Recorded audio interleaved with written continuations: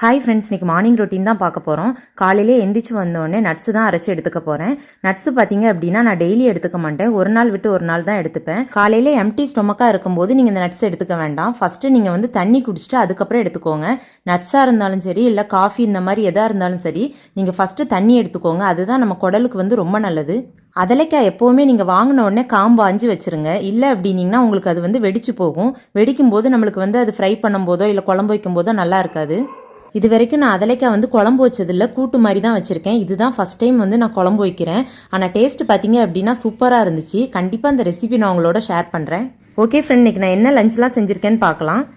சூடான சாதம், அதலைக்காய் வந்து புளிக்குழம்பு, அது வந்து நல்லா டேஸ்ட்டு சூப்பராக இருந்துச்சு, கொஞ்சம் கூட கசப்பு தெரியல.